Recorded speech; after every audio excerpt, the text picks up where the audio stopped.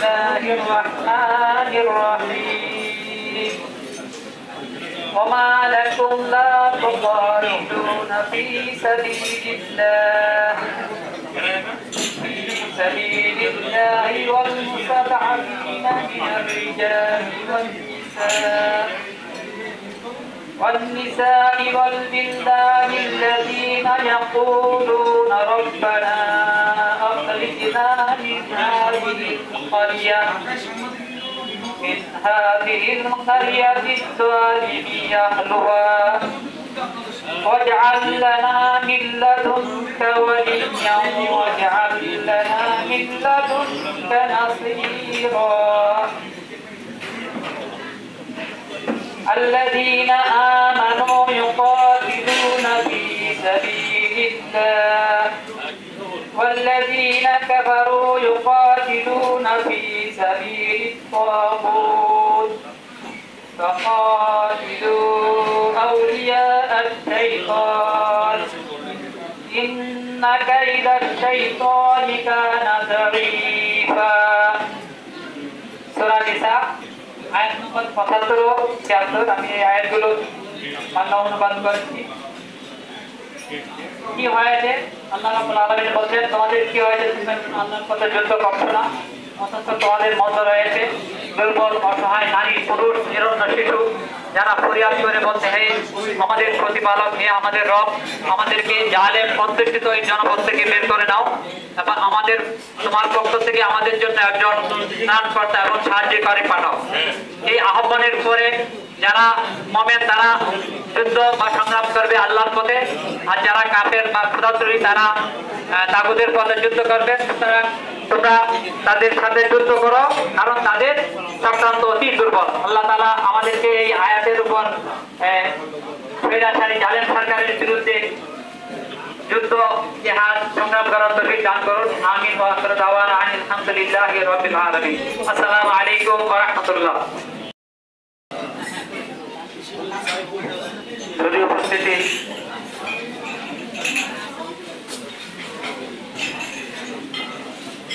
আপনাদের দৃষ্টি আকর্ষণ করছি আজকের এই অনুষ্ঠানে সভাপতিত্ব করবেন সাংবাদিক ইউনিয়নের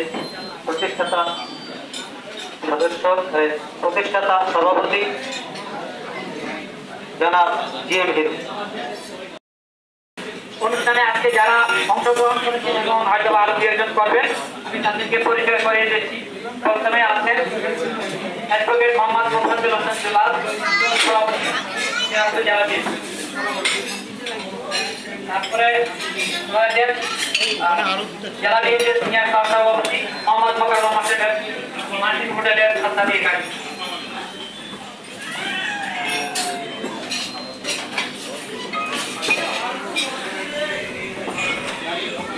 তারপরে রয়েছে মৌলানা রবিউল আউয়াল সেক্রেটারি জেলা জামাত দিনাজপুর।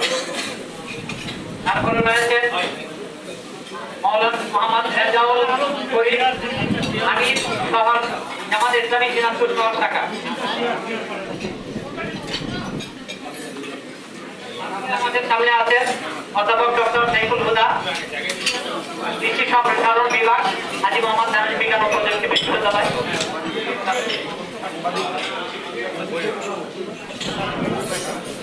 তারপরে বৈষম্য বিরোধী ছাত্র আন্দোলনের মধ্যে রয়েছেন প্রথমে যার নাম বলছি তিনি হলেন মোহাম্মদ ইকরামুল হক হাবিব সমন্বয়ক বৈষম্য বিরোধী ছাত্র আন্দোলন। তারপরে রয়েছে ফয়সাল মুশতাক। তারপরে আছেন মোহাম্মদ আলী মোহাম্মদ আলীর পরে আছেন আতিকুর রহমান যুবক। তারপরে মুসাফির হোসেন আমার সুজন। তারপরে আছেন ফজিল জোয়ারদার রনি। আপনার মেহেদি আজান আছে? Okay thank you. দিদার নাই না? তারপরে ইসলামী অনলাইন চ্যানেল তাদের নাম তারপর আছেন আবুজার সেতু হচ্ছে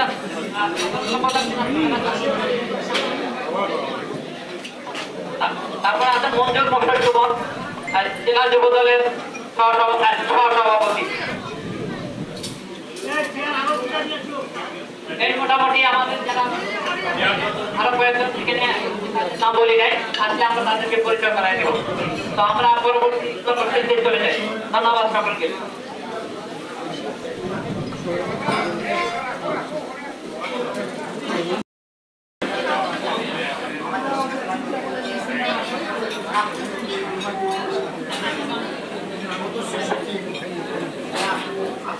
আমরা কিন্তু বুঝি না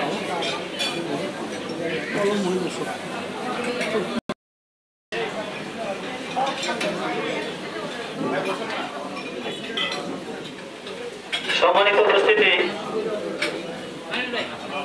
আসসালামু আলাইকুম।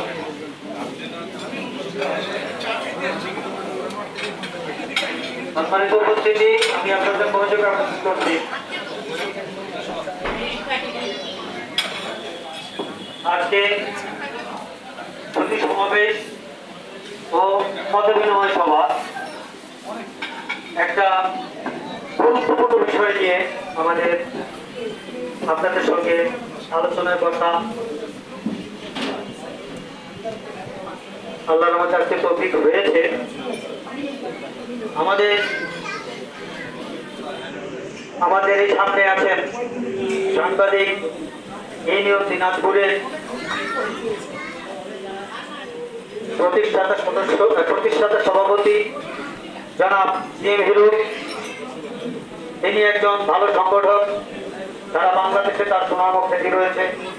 বাংলাদেশ ফেডারেল সাংবাদিক ইউনিয়ন বিএনপি, যেটি সাংবাদিকদের শীর্ষ সংগঠন, সেই শীর্ষ সংগঠনেরও তিনি একজন ভালো অভিভাবক।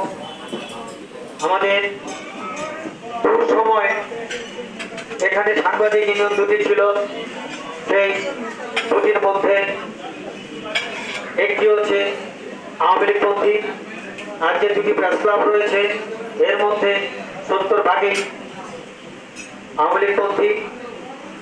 অনেক কষ্টে অনেক ঝড়ঝঞ্ঝা পেরিয়ে আজকে তিনি এই সংগঠনকে তিল তিল করে এগিয়ে নিয়েছে। আজ আমাদের একটি ছায়া দান করে আল্লাহর রহমতের ছায়া দিতে পেরেছেন।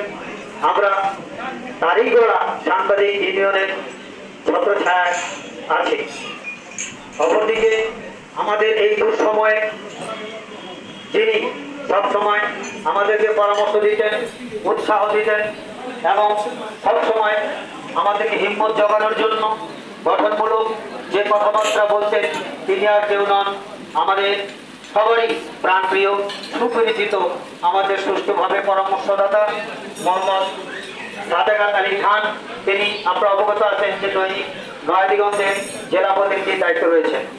আমাদের পাশে আমরা জেলা বিএনপির সভাপতি মোফাজ্জল হোসেন দুলাল সাহেবকে পেয়েছি।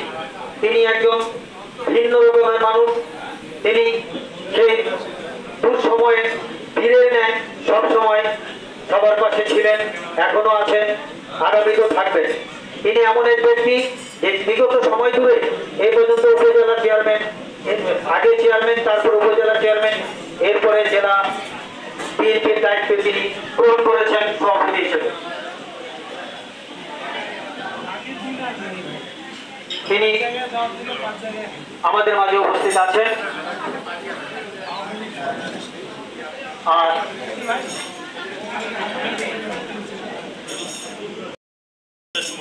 বীর যোদ্ধা, আমরা মুক্তিযোদ্ধা উপাধি দিয়ে থাকি।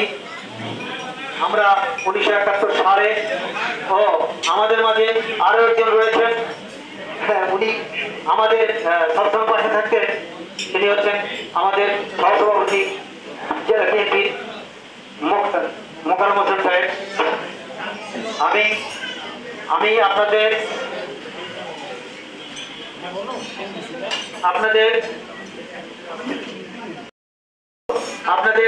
মনোযোগ আকর্ষণ করছি।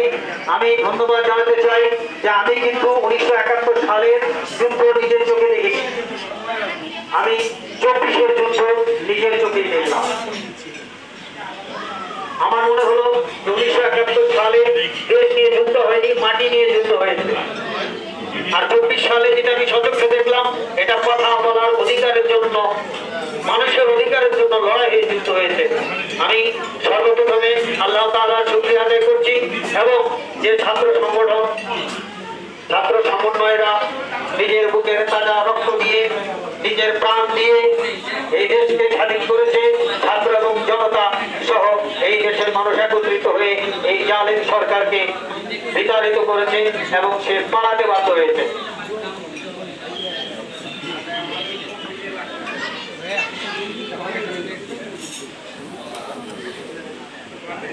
এবার আপনাদের সামনে বক্তব্য রাখবেন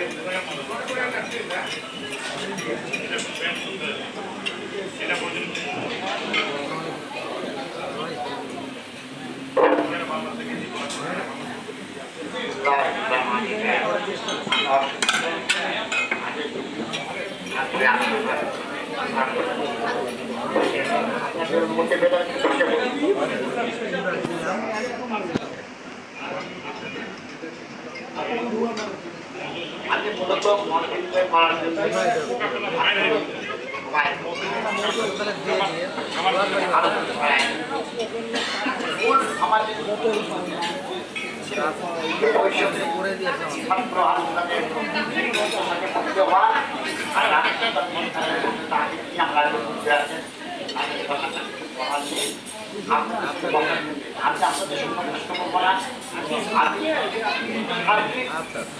বর্তমানে সাংবাদিকদের নিয়ে কথা বলছি। আমি সাংবাদিকদের বাইরে কথা বলবো না। আমি সাংবাদিকদের সার্বিক চিত্রটা সব আপনাদের জানবো, তাহলে আপনারা মত সুবিধা হবে, আপনারা করবেন। আমার বড় ভাই আছে, আমি আছি, আপনাকে প্রস্তুত করবেন। সংক্ষেপে বলবো না, সাংবাদিকদের কি অবস্থা কি করবেন। সব কমিটির সদস্য বলেছেন যে 75% সাংবাদিক পাওয়া আমাদের দেশের যেসব পত্রিকা আমাদের হয়েছিল, তারাও আইন দিয়ে সব নারায়ণের চলিত আমাদের ওই মুহূর্তে আমাদের সাংবাদিককে নিয়ে পাচ্ছে এই জিনিসটাকে দাঁড় করালাম। আজকে আপনারা আমাদের দুঃখের কাহিনী সংক্ষেপে বলবো, আপনারা মনোযোগ সহকারে শুনবেন। সংক্ষেপে বলবো, আপনাদের বিরক্ত করবো না এবং আপনারা আমাদের কি রকম সাহায্য সহযোগিতা করবেন সেই আশা দিতে আমি আমার সার্বিক চিত্র আপনাদের সামনে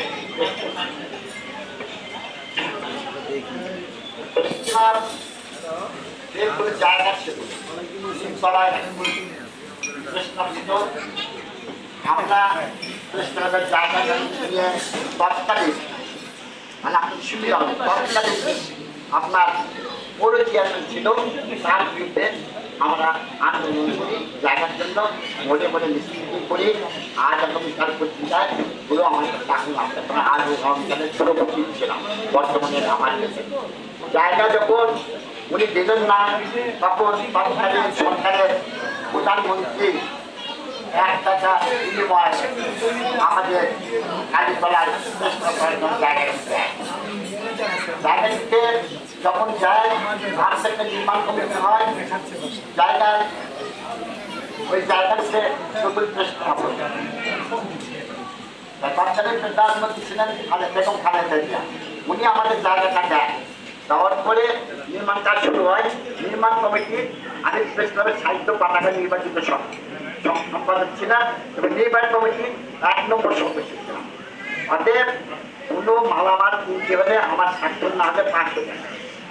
তখন ওনারা আমাদের ভাউচার দেয়, তখন ওনারা হয়তো 5 টন রড কেনার কথা বলে। আমি বলি ভাই আপনাদের 5 টন রড বিক্রি করছে।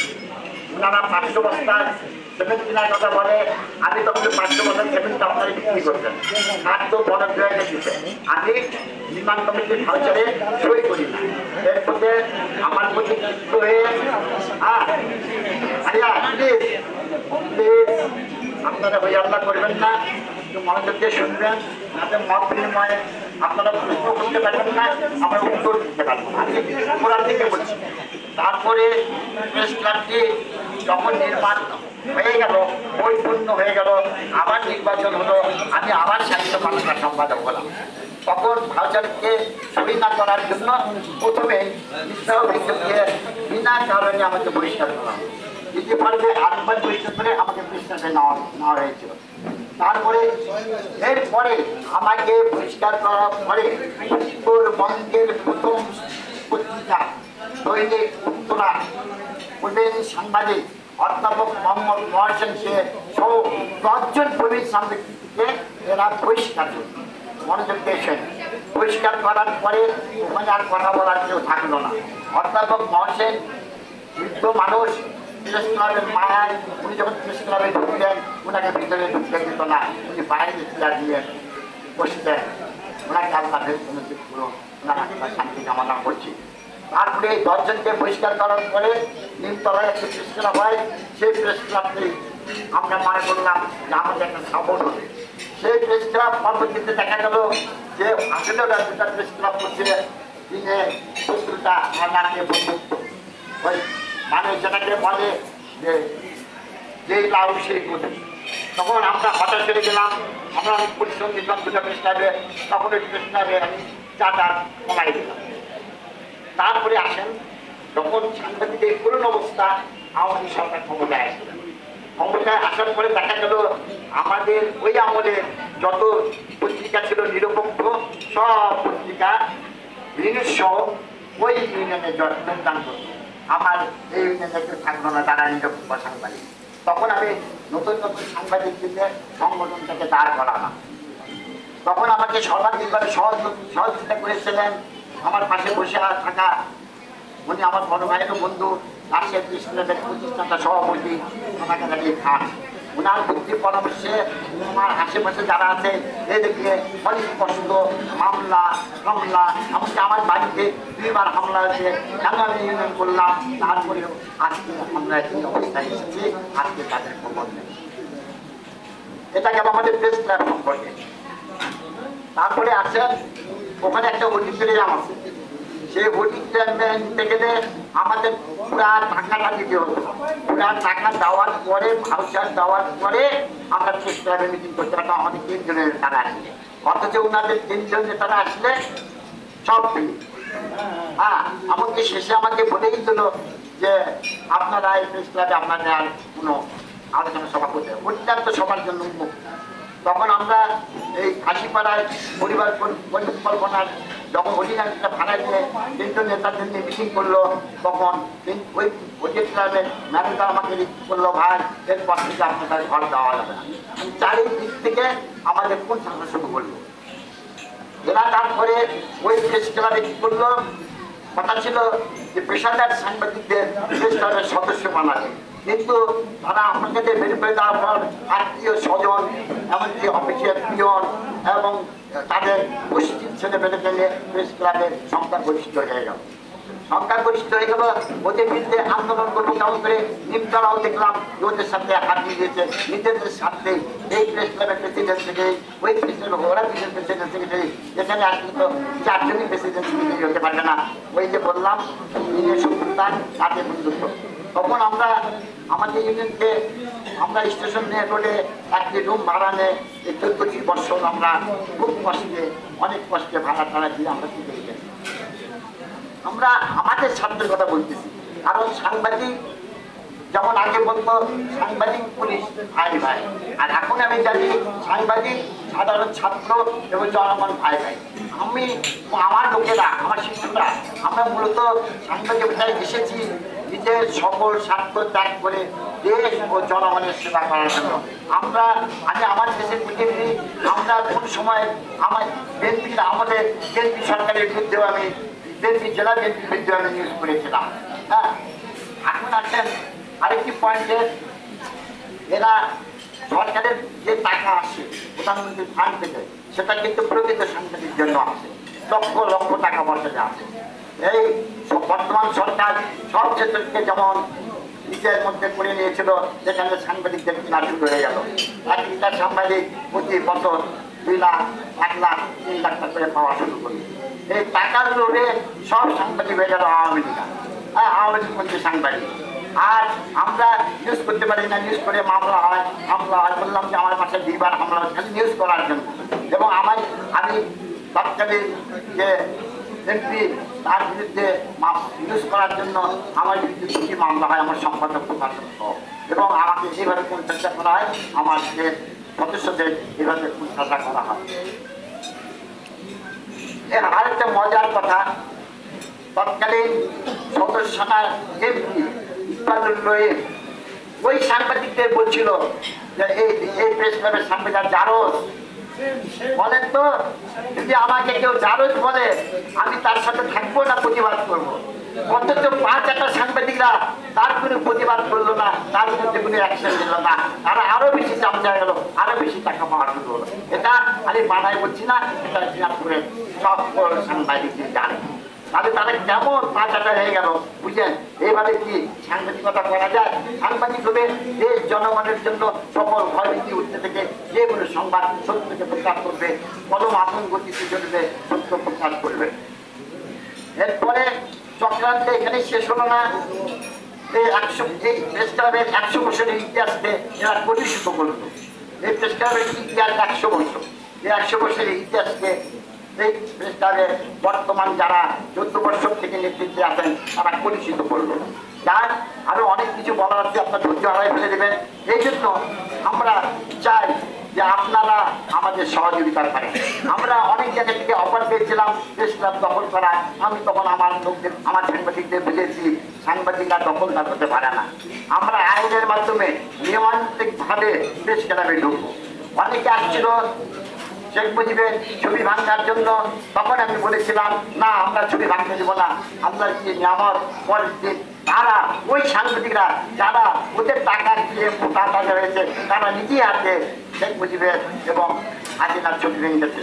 ওই উপরতলার অডিটোরিয়ামে এখানকার স্থানীয় এমপির বাপের নামে করেছে, যেমন মেডিকেল কলেজ যেমন বাপের নামে রয়েছে। তারপরে ওরা এখানে ক্ষান্ত হয়নি। আমাদের এই দেশটা যখন নতুন ভাবে দাঁড়ায়, প্রথম নির্বাচন হয়, তখন দেখবেন এমপিটাতে আমার নাম আছে। তখন কথা ছিল আমরা কোনো রাজনৈতিক দলের নেতৃবৃন্দের ছবি এখানে বা মুরাদ এখানে লাগাবো না, এটা নিরপেক্ষ থাকবে। ইচ্ছা করলে তখন জিয়াউর রহমানের ছবি লাগানো যেত, বেগম জিয়ার ছবি লাগানো যেত, স্থানীয় নেত্রী খুশি জাহানের ছবি লাগানো যেত। কারণ তারাই জায়গা দিচ্ছে, তারাই বিনিয়োগটা করে দিচ্ছে। অথচ এরা দল, এরা ক্ষমতায় আসার সঙ্গে সঙ্গে কি করলো, এরা শেখ মুজিবের শেষ পাত্রের ছবি রাখালো, উপরে রহিম সাহেবের নামে এটা করলো। এরকম নানা কথা আমাদের মনের মধ্যে আছে, যেটা এখন আমাদের বলার মতো সময়ও নাই। ধীরে ধীরে আপনারা আসবেন, আপনাদের সাথে অফিসে বসে মত বিনিময় হবে, আমরা আপনাদের কাছে যাবো। আমি এই কয়েকটা পয়েন্ট দিলাম। এখন আমি চাই আমরা অনেক তদন্ত করে যেই আমরা কালো তালিকাভুক্ত সাংবাদিক করেছি প্রায় 19 জন, আরো বাকি আছে। এই 19 জনের মধ্যে যাচাই বাছাই করে বর্তমানে আমরা 10 জন সাংবাদিকের আমরা কালো তালিকাভুক্ত করেছি। পরবর্তীতে বাকিগুলা যাচাই বাছাই করে আমরা কালো তালিকাভুক্ত করবো। এবং আপনারা যারা আছেন, যারা দেশকে ভালোবাসেন, দেশকে নতুন করে স্বাধীন করছেন, আপনারা দয়া করে নিজেরাই তালিকা দেবেন, আমাদের কাছে পরামর্শ নেবেন। আমাদের কাছে আমি বিশেষ করে বৈষম্য বিরোধী ছাত্র নেতাদের কাছে অনুরোধ করবো, আপনারা আমাদের উচ্চ সমতুল্য, আমাদের দুঃখগুলা, আমি বলতেছি না আমাদের সাহায্যে, আমাদের এই ঘটনাগুলো যাচাই বাছাই করে যদি আপনারা মনে করেন অপেশাদারী সাংবাদিকরা ওই দেশটাকে দখল করে রেখেছে, কুষ্ঠিগত করে রেখেছে, ওই দেশটা হবে সবার জন্য উন্মুক্ত, আমরা এটাই চাই। আমরা চলে যাই দেশটা দখল করে বসতে পারতাম, কিন্তু আমরা যখন অনেক জেলায় করছে। কিন্তু আমি যে একটা প্রবীণ সাংবাদিক, আমি এটাকে সাপোর্ট দিইনি। আমি শেখ মুজিবের ছবি বাংলাকে সাপোর্ট দিইনি, বলছি তারাই লাগাইছে, তারাই ভাঙবে। তো তারাই লাগিয়েছে, তারাই ভেঙেছে। এটা আমাদের জন্য কত বড় একটা পাওনা হয়ে গেল। এই জন্য আমি বলছি, আমার বক্তব্যের শেষে আগে বলতেছি, আপনাদের এই নামগুলা আমার উপ কমিটির যে সদস্য সচিব আছে, এই যে 9 জনকে আমরা তালিকাভুক্ত করেছি তাদের নাম ঘোষণা করবে, আর বাকিগুলো আমরা তালিকা বাঁচিয়ে রেখেছি। আপনারাও আমাদের সহযোগিতা করবেন, পরবর্তীতে আমরা তাদের নামগুলা আপনাদের সাথে প্রচার করবো। আবার বলবো, এখানে রাজনৈতিক নেতৃবৃন্দ যারা আছে, বিএনপি, জামাতে, তাদের সাথে আমাদের আগে থেকে পরিচয় বলে তারা আবার কিছু মনে করেন না, তারা তো আমাদের সাথে আছেই। আমরা চাই ওই সময় ছাত্র আন্দোলনের যে নেতৃবৃন্দ আছেন, আমার কথায় না, আপনার গোপনে তদন্ত করে এবং যদি ঘটনাগুলো সত্য হয় তাহলে আপনারা আমাদের প্রতি দৃষ্টি দেবেন। এই হইল তুল্য ছাত্র ভাইদের কাছে আমার অনুরোধ, আপনারা আমাদের সহযোগিতা করবেন। আসসালামু আলাইকুম ওয়া রাহমাতুল্লাহি ওয়া বারাকাতুহু। আপনাদের সাথে মত বিনিময় করার জন্য আজ আমরা একত্রিত হয়েছি। বিগত সরকারের সময় প্রেস ক্লাব কালীতলা অপসাংবাদিকতা কারখানায় পরিণত হয়ে গেছে। ব্যক্তিগত করে রাখা হয়েছিল প্রেস ক্লাবে, নেতৃত্ব আওয়ামী লীগের সরকারের দালানে পরিণত হয়েছিল। বিএনপি জামাতের সাংবাদিক আখ্যায়িত করে নিরপেক্ষ সাংবাদিকদের প্রেস ক্লাবে নিষেধ করা হয়েছিল। আমরা সাংবাদিক হলে দাবি সমাজের চোখে দখলদার হিসেবে পরিচিত না হয়ে আপনাদের সহযোগিতায় আলোচনার মাধ্যমে আমরা প্রেস ক্লাবের অধিকার প্রতিষ্ঠিত করতে চাই। 70% সাংবাদিক সুবিধাবাদী আওয়ামী লীগের দালাল এবং নেতৃত্ব স্থানীয় কয়েকজন প্রাথমিকভাবে আমরা কালো তালিকাভুক্ত করার অনুরোধ জানাচ্ছি। আর বাকিদের নিরপেক্ষ হওয়ার আহ্বান জানাচ্ছি। শুধু উপস্থিতি বাংলাদেশ পেশাজীবী সাংবাদিকদের সবচেয়ে বড় সংগঠন বাংলাদেশ ফেডারেল সাংবাদিক ইউনিয়ন BFUG কেন্দ্রীয় নেতৃবৃন্দ দিনাজপুরে আসলে প্রোগ্রাম করার জন্য Dinajpur press club Kalitala conference room স্টাইলে ভাড়া প্রদানের মাধ্যমে আমরা প্রোগ্রাম করি। পরবর্তীতে আবার প্রোগ্রামের জন্য কনফারেন্সের রুম চাইলে দিনাজপুর প্রেস ক্লাব কালীতলা নেতৃবৃন্দ দিতে অস্বীকৃতি জানিয়ে বলেন, আর কখনই আপনাদের প্রোগ্রামের জন্য রুম দেওয়া হবে না, আপনাদের দিন শেষ। পরবর্তীতে দিনাজপুর মডার্ন মোড়ে পশ্চিমে হল রুমে আমরা প্রোগ্রাম করি, সেখানেও তারা বাধাগ্রস্ত করে। হল রুম ম্যানেজারকে হুমকি দেয় যাতে করে আর কোনোদিন আমাদেরকে হল রুম ভাড়া না দেওয়া হয়। দিনাজপুরের সাংবাদিক ইউনিয়ন দিনাজপুর জেলা কমিটি এবং সাব কমিটির সমন্বয়ে সবাই মিলে আলোচনা করে সিদ্ধান্ত গৃহীত হয় নাম ঘোষণা করার জন্য। আমরা 19 জনের নাম অলরেডি পেয়েছি। আমরা এর মধ্য থেকে চূড়ান্তভাবে 10 জনের নাম আমরা ঘোষণা করছি। নিম্নে কয়েকজন স্বৈরাচার খুনি হাসিনা আওয়ামী লীগ সরকারের দালাল কালো তালিকাভুক্ত সাংবাদিকদের নাম উল্লেখ করা হচ্ছে।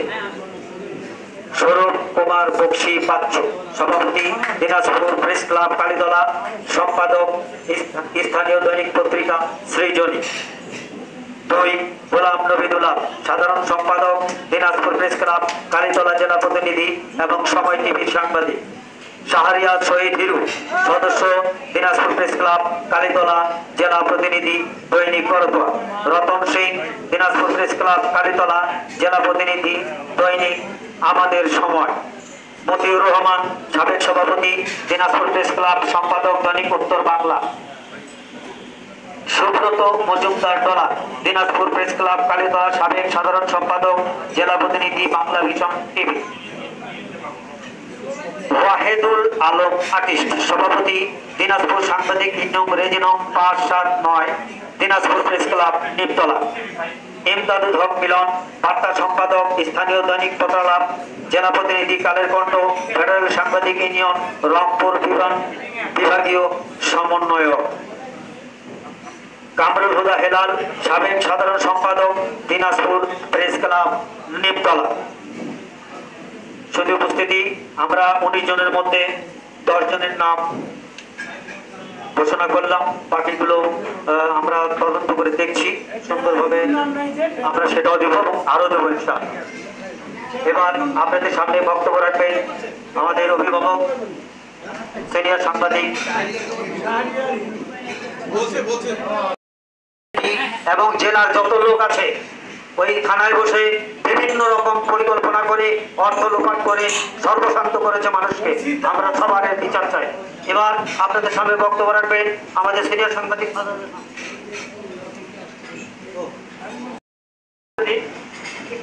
সংশোধনী করি যে বৈষম্য বিরোধী ছাত্র আন্দোলনের পক্ষ থেকে বলা হয়েছে আমাকে যে সমন্বয়ের যে পদটা ছিল এটা বিলুপ্ত করা হয়েছে, তারা সবাই প্রতিনিধি।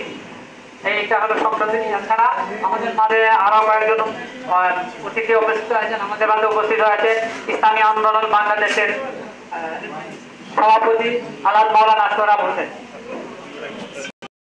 মুফতি মাওলানা খায়রুজ্জামান, তারপরে উপস্থিত হয়েছেন হেফাজতে ইসলাম জেলা শাখার আহ্বায়ক আলাদ মাওলানা মতিউর রহমান কাসেমি। তারপরে আছেন আমাদের মাঝে বিশিষ্ট আইনজীবী অ্যাডভোকেট মাইনুল আলম, তারপরে জামাতের কেন্দ্রীয় কর্মপরিষদ সদস্য বিশিষ্ট আইনজীবী অ্যাডভোকেট মাহবুবুর রহমান টুটু আমাদের মাঝে উপস্থিত হয়েছে।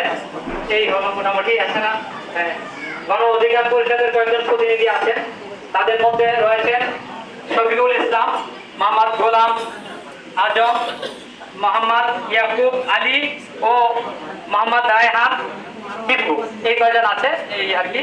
এই হলো মোটামুটি আমাদের মেহমানদের পরিষদে। এবার আমাদের সামনে বক্তব্য রাখবেন আমাদের সাংবাদিক ইউনিয়ন দিনাজপুরের সিনিয়র সহসভাপতি, দৈনিক নয়া দিগন্তের জেলা প্রতিনিধি অধ্যাপক সাদাকাত আলী খান।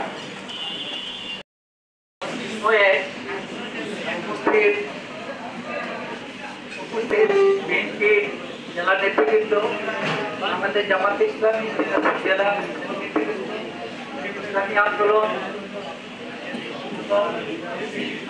আমাদের ছাত্র আন্দোলনের প্রতিনিধিবৃন্দ, আপনাদেরকে আজকে আমরা দেখেছি সবাই মিলে একসাথে পরিবোধ করবো, খাবো, এই উদ্দেশ্যে না। আপনাদেরকে ডাকার উদ্দেশ্য হলো যে সাংবাদিকদের জন্য দুইটা প্রতিষ্ঠান আছে। সাংবাদিকদের প্রতিষ্ঠান হলো দুইটা, একটা হলো প্রেস ক্লাব, একটা হলো সাংবাদিক ইউনিয়ন। প্রেস ক্লাবটা হলো এটা হলো বিনোদন প্রতিষ্ঠান। এখানে আমরা বলবো, আমরা বিনোদন করবো, সাংবাদিক সম্মেলন হবে, এখান থেকে আমরা সংবাদ সংগ্রহ করবো এবং আমরা এই সংবাদটা আমরা সংক্ষিপ্ত আমরা যে পত্রিকা আমরা সেখানে আমরা পাঠাবো। এটা হলো প্রেস ক্লাবের কাজ। সাংবাদিক ইউনিয়ন এটার কাজ হলো এই পেশাগত দায়িত্ব পালন করতে গিয়ে আমাদের রুটি দাবি আদায়ের জন্য যে প্রতিষ্ঠানটা, এটাই হলো সাংবাদিক ইউনিয়ন।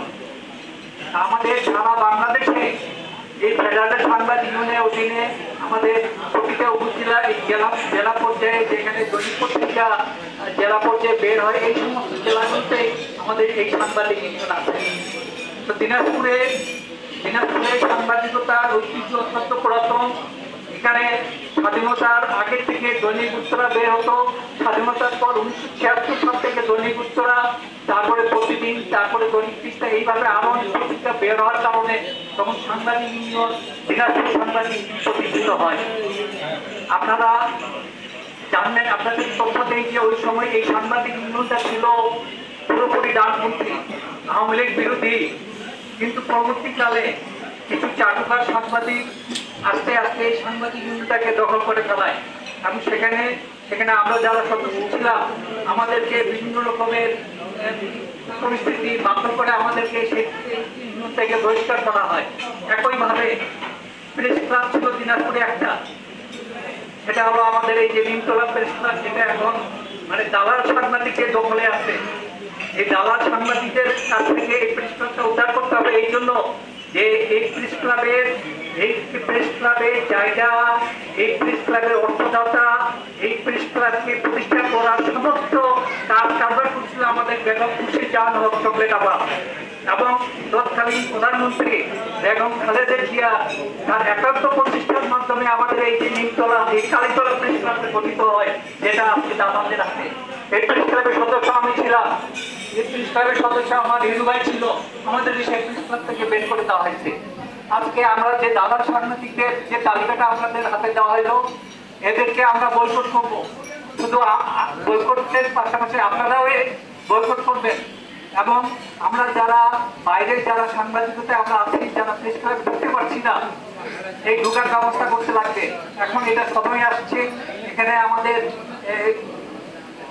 বিরোধী ছাত্র আন্দোলনের প্রতিনিধিরা আছেন, সকল রাজনৈতিক দলের নেতৃবৃন্দরা আছেন।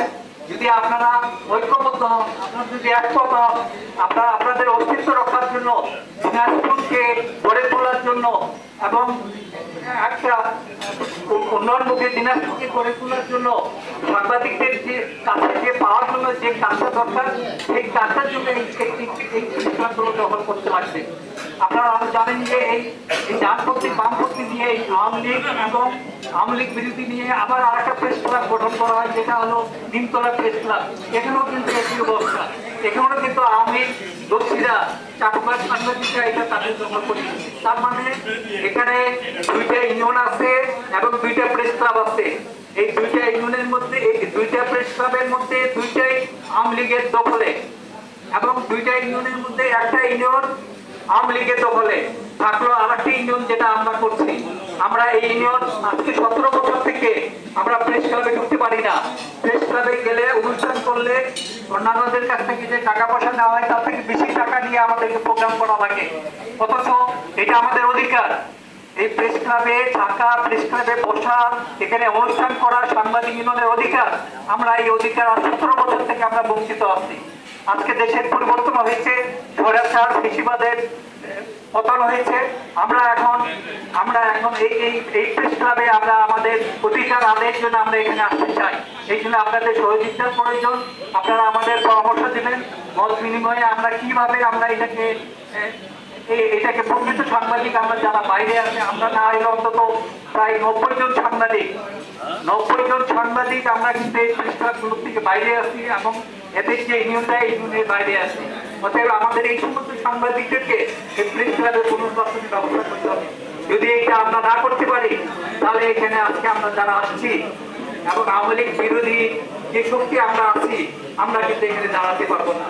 এরা এই প্রেস ক্লাবে বসে এরা শুধু ভারতে দাঁড়ান না, এখানে এই যে সৌরভ কুমার বক্সি, এই যে চিত্রঘোষ, এরা রয়েছেন এবং এখানে বসেই তারা এই দিনাজপুরে হিন্দু গোষ্ঠীকে কিভাবে প্রতিষ্ঠিত করা যায়, কিভাবে তাদেরকে সামনে এগিয়ে নেওয়া যায়, এই কাজগুলো তারা এখান থেকে বসে করে। এবং এখানে নির্বাচন হয়, এগুলো কিন্তু নির্বাচন এমনিতে হয়, ওরা নিজেরাই এরা কোটি কোটি টাকা দিয়ে এখানে এরা সভাপতি ছেলেকে দিয়ে এটা হয়।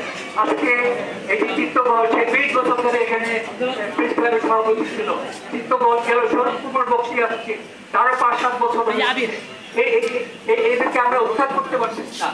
আমরা যে দালাল সাংবাদিকদের যে তালিকা আপনাদের কাছে দিলাম, এদেরকে যদি আমরা বয়কট করতে পারি, এদেরকে যদি আমরা এখান থেকে উৎখাত করতে পারি, তাহলে আমার মনে হয় যে আমরা প্রেস ক্লাবটাকে আবার সুন্দরভাবে গড়ে তুলতে পারবো। এই প্রেস ক্লাবটাকে আমরা সেইভাবে যেন গড়ে তুলতে পারি, এই জন্য আপনাদের সবারই সহযোগিতা আমরা কামনা করছি। এখন এই পর্যায়ে আপনাদের কার কি বক্তব্য এটা আমরা জানতে চাই। আসসালামু আলাইকুম ওয়া রাহমাতুল্লাহ। মানবদের প্রতি আন্তরিক শুভেচ্ছা। আজকে সুধী সমাবেশ ও মত বিনিময় সভা, এই সভার আয়োজন করেছে বৈষম্য বিরোধী সাংবাদিক ও সাংবাদিক ইউনিয়ন। যারা আয়োজন করেছে তাদের প্রতি আমার কৃতজ্ঞতা। আজকের প্রোগ্রামে উপস্থিত দিনাজপুর অঞ্চলের সকল রাজনৈতিক দলের নেতৃবৃন্দ ও পেশাজীবী সুধীজন, সকলের প্রতি আমার আন্তরিক কৃতজ্ঞতাবাদ, মোবারকবাদ। আপনারা জানেন, দীর্ঘ 16 বছরের স্বৈরাচারী শাসনের মধ্য দিয়ে আমরা দেখেছিলাম এক জুলুম, খুন, ধর্ষণ, গুম, হত্যা এক মহা রাজ্যে পরিণত করেছিল। তারপরে ছিল আওয়ামী ফ্যাসিবাদী সরকার। আপনারা জানেন, দীর্ঘমেয়াদী এই শোষণের শিকার হয়েছিল যে সকল মানুষ ন্যায়ের পক্ষে দাঁড়ায়, যে সকল মানুষ এই বাংলাদেশের ভূমিতে শান্তি প্রতিষ্ঠা করতে চায়, যে সকল রাজনীতিবিদ এই বাংলাদেশে ভারতীয় আধিপত্যবাদকে বুড়ো আঙুল দেখাতে চায়, সেই দীর্ঘমেয়াদী শোষণ বঞ্চনার শিকার হয়ে বাংলাদেশের ছাত্র সমাজ বৈষম্য বিরোধী ছাত্র আন্দোলনের ব্যানারে সারা দেশে দাঁড়িয়ে এই সরকারের বিরুদ্ধে মূলত কোটা বিরোধী আন্দোলন শুরু করে। কিন্তু বাংলাদেশের সাধারণ মানুষের দীর্ঘদিনের আকাঙ্ক্ষা, দীর্ঘদিনের চাওয়া, দীর্ঘদিনের মনোবাসনা যে স্বৈরাচারী শাসককে উৎখাত করা। ধীরে ধীরে দীর্ঘমেয়াদী পরিকল্পনার মাধ্যমে ঢাকা বিশ্ববিদ্যালয়ের মেধাবী শিক্ষার্থীদের নেতৃত্বে আমরা দেখেছি সারা দেশের সাধারণ শিক্ষার্থী, সাধারণ জনগণ এবং কি আমরা দেখেছি বিভিন্ন রাজনৈতিক দলের যারা দীর্ঘদিন নিপীড়নের শিকার হয়েছিল তাদের ঐক্যবদ্ধের মাধ্যমে আমরা স্বৈরাচার সরকারের পতন দেখতে পেরেছি। এই স্বৈরাচারের পতনের মধ্য দিয়ে আমরা একটি বার্তা দিতে চাই, আমরা সাম্প্রদায়িক সম্প্রীতির মাধ্যমে একটি সোনার বাংলাদেশ, সুশৃঙ্খল বাংলাদেশ, একটি বৈষম্যহীন বাংলাদেশ তৈরি করতে চাই। আমি আজকে যারা আয়োজন করেছে এই প্রোগ্রামে বৈষম্য বিরোধী সাংবাদিক বৃন্দ, আমি সকলকে অনুরোধ করব, আওয়ামী ফ্যাসিবাদী আমলে যে সকল সাংবাদিক তেলবাজি করেছে, যে সকল সাংবাদিক দিনাজপুরে হুইপের কাছে মাসিক অনুদান নিয়ে শুধুমাত্র আওয়ামী লীগের পক্ষে নিউজ করেছে, সেই সকল সাংবাদিকদের বিপক্ষে আপনারা কথা বলেছেন, আপনাদের ধন্যবাদ জানাই আমি। আপনারা জানেন ফ্যাসিবাদী শাসন দীর্ঘমেয়াদী হওয়ার কারণে আমাদের দেশে শুধু সাংবাদিক সমাজ নয়, প্রতিটি সেক্টরে, প্রতিটি পেশাজীবী, প্রতিটি সেক্টরে যে আমলাতন্ত্রের যে আমরা বহিঃপ্রকাশ দেখেছি, সেই আমলাতন্ত্রের বহিঃপ্রকাশে সাধারণ মানুষ বিভিন্ন সেক্টরে তাদের ব্যক্তিগত কাজে যখন গিয়েছে নানা রকম হয়রানির শিকার হয়েছে। আমরা দীর্ঘমেয়াদী ফ্যাসিবাদী শাসনের পতনের মধ্য দিয়ে যে বাংলাদেশ পেয়েছি, সেই বাংলাদেশ যাতে বৈষম্যহীন হয় সেই জন্য আমরা কাজ করব। এজন্য সকল রাজনৈতিক নেতৃবৃন্দ এবং সাধারণ পেশাজীবী মানুষের, সাংবাদিক বৃন্দের সহযোগিতা একান্ত প্রয়োজন। আপনারা জানেন 1831 সালে প্রথম বাংলাদেশের বাংলা সংবাদ পত্রিকা প্রকাশিত হয়। তার মধ্য দিয়ে এই বাংলাদেশ স্বাধীন বাংলাদেশ পরবর্তী 71 স্বাধীন বাংলাদেশ মূলত সাংবাদিকদের ঐক্যবদ্ধের ভিত্তিতে এবং ন্যায়ের পক্ষে কথা বলার কারণে সারা বাংলাদেশের মানুষ জানতে পারে যে বাংলাদেশের মানুষ নিপীড়িত হচ্ছে, বাংলাদেশের মানুষ অধিকার বঞ্চিত হচ্ছে। পরবর্তীতে সাধারণ মানুষ ঐক্যবদ্ধ হয়ে কিন্তু যুদ্ধের মাধ্যমেই আমরা বাংলাদেশ স্বাধীন করতে পেরেছিলাম। সে তারই ধারাবাহিকতায় 90-এর স্বৈরা শাসন এবং 18 কোটা বিরোধী আন্দোলন, পরবর্তীতে 24-এর কোটা বিরোধী আন্দোলন, পরবর্তীতে স্বৈরাচার উৎখাত আন্দোলনে আমরা সফল হয়েছি। এই আন্দোলনের ধারাবাহিকতায় যে বৈষম্যহীন সমাজ আমরা প্রতিষ্ঠা করতে চাই, সেই জায়গা থেকে সাংবাদিকরা যেহেতু একটা সমাজের আয়না হিসেবে কাজ করে, সেই আয়না যাতে স্বচ্ছতা থাকে, সেই আয়নায় যাতে কোনো কালিমা লেপন না হয়, কোন রাজনৈতিক গত যে আওয়ামী লীগ ক্ষমতায় ছিল পরবর্তীতে হয়তো অন্য রাজনৈতিক ক্ষমতায় আসবে। আমি সাংবাদিকদের অনুরোধ করব, একজন বৈষম্য বিরোধী ছাত্র আন্দোলনের প্রতিবাদী নেত্রী মানে দায়িত্বশীল হিসেবে অনুরোধ করব, তারা যাতে কোন দলীয় এজেন্ডা বাস্তবায়নের জন্য তেলবাজি না করে, তারা যাতে ন্যায়ের পক্ষে থাকে। এই জায়গা থেকে ছাত্র সমাজ যেভাবে সহযোগিতা করে এসেছিল, পরবর্তীতেও সেভাবে সহযোগিতা করবে ইনশাআল্লাহ। পাশাপাশি আমি বেশ কিছু বিষয়ে কথা বলতে চেয়েছিলাম, কিন্তু বক্তব্য দীর্ঘায়িত হবে, আর এখানে অনেক সদস্যজন আছেন, অনেকে বক্তব্য রাখবেন। যাই হোক, আমি বাড়াবো না। যে আমাদের ছাত্রদের সমন্বয়ে যে সরকার গঠিত হয়েছে, আপনারা এই ছাত্রদের উপরে আস্থা রাখুন, কারণ যখন ছাত্রদের হাতে দেশ থাকে তখন দেশ কখনো পথ হারায় না।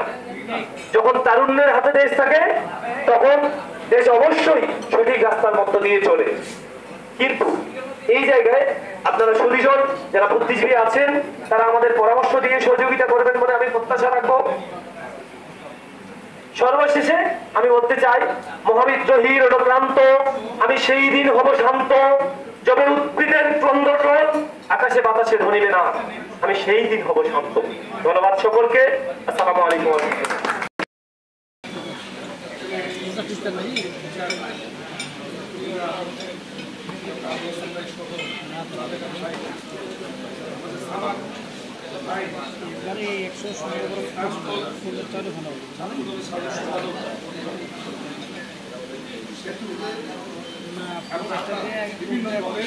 পরে আবার বাড়াই দেবো। আসলে কি আমি বুঝতে পারি যে মধ্যমের সভা করলে একটা লং টাইম মেসেজ যদি ওয়ান ওয়াই হয়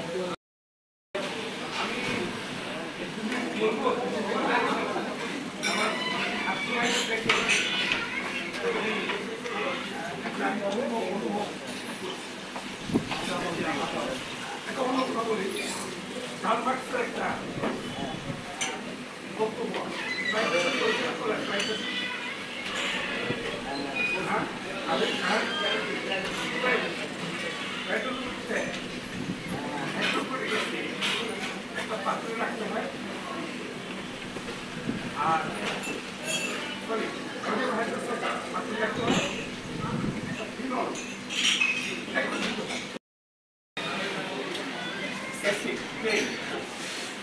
দেখা যাবে সুনির্দিষ্ট একটা ফোটায় হঠাৎ করে এই পানির মতো রঙের যে পাত্রিতে পানিটা আছে সেটা কিন্তু পিঙ্ক আকার ধারণ করে, গোলাপি আকার ধারণ করে। প্রশ্ন হচ্ছে আগের ফোঁটাগুলা কাজ করছিল কি, শেষ ফোঁটাটা কাজ করছে? বিজ্ঞানের ছাত্ররা বলবেন না আগের ফোঁটাগুলা কাজ করতেছে, শেষ ফোঁটাটাতে এসে ওটা বিরঞ্জিত হয়ে গেছে। ইতিহাসের যে বাঘ 69-এ যখন শহীদ আসাদ রক্ত দিল তখন গণঅভ্যুত্থান শুরু হলো, যখন ছাত্র দলের জাহিদ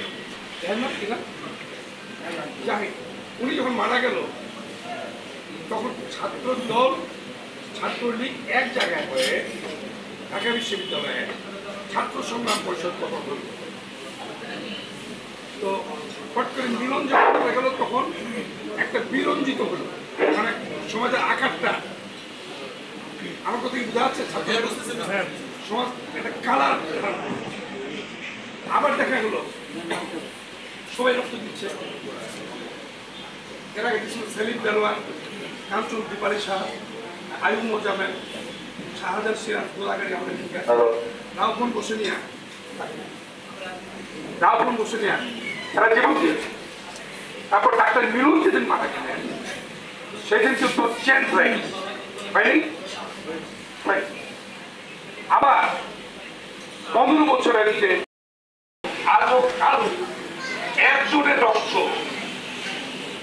গোটা সমাজ শেষ করে দিবে, সেটা হলো আবু সাইদের রক্ত, মুখ থেকে রক্ত।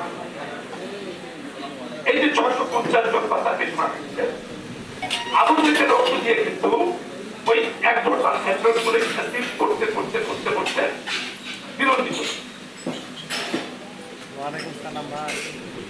দেশ থাকবে,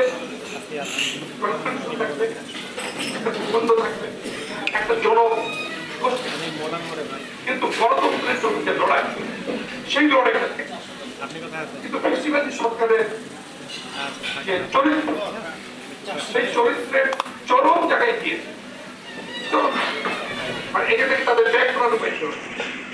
তখন আমি দুই বছর আগে বলছিল আওয়ামী লীগের যে বদল হবে সেদিন আওয়ামী লীগের 1 লক্ষ লোককে ওরা হত্যা করবে, যেমন বিএনপি লোক বলে নেই, এবার বলে নেই 1 লক্ষ না 10টা লোক গেছে, 10টা লোক অর্থাৎ জামাত বিএনপির সাথে না।